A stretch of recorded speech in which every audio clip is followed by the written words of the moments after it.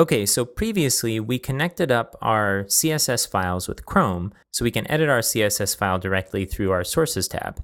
We already have styles.css open here, and I'll expand this section so we have a little more space to work with, and I'll scroll down to the bottom. So now the first thing we need to do is add a selector for this. Now, one advantage of using descriptive names that have standards is that it's a bit easier to remember off the top of your head. So I'll add a selector here for icon, box, title. We'll do an opening and closing bracket, and let's set the background color to something wild so we know that we're using the right selector. Okay, when we did that, we saw the change up here. Cool. So again, this heading has a lot in common with this heading. So we can look to our previous heading for examples of styles that might apply to this new one. So first of all, font family, that's something we could use. Font size will be different. Font weight, color, text transform, those all can be used as well. So I'm going to copy this whole chunk and I'll paste it over our styles for icon box title for now. And let's adjust the font size. I'm just going to eyeball it here. We can do exact measurements, but sometimes it's quicker just to play around.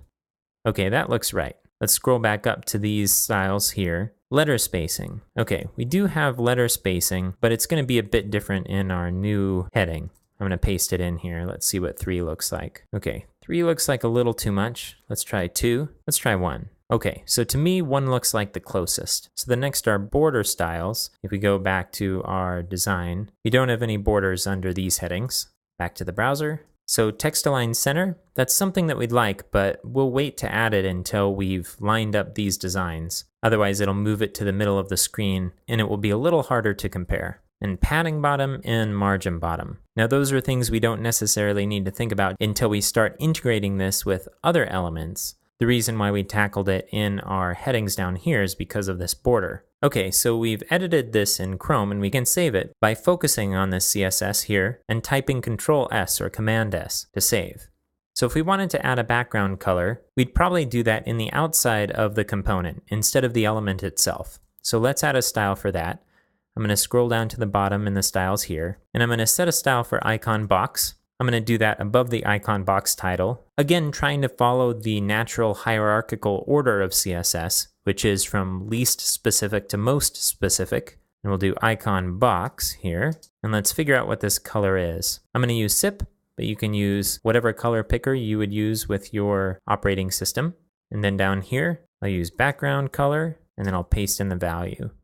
Okay, so it doesn't apply. That's because we're using a dash instead of an underscore. Let's try an underscore. There we go.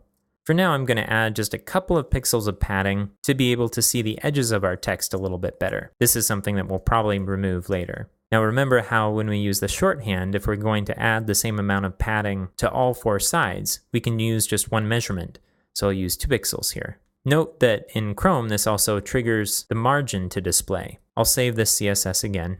And now I'd like to see what happens if we bump up the thickness of this, to see if we get something a little bit closer to the boldness here. So for font weight, I'm going to bump this up to 400.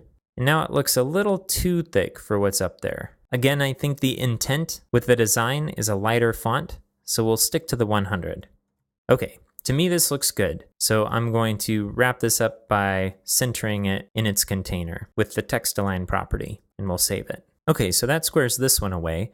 If we go back to our design, now we don't need to necessarily template these right now because they're all identical, but let's take care of it real quick because we're going to have to create them anyway at some point. So the ones we need to add now are speed, creativity, and magic. Let's jump back to the editor here, and I'm going to copy this section and paste it in 3 more times. 1, 2, 3. Let's add speed, creativity, and magic. I'll save this, go back to the browser. Okay,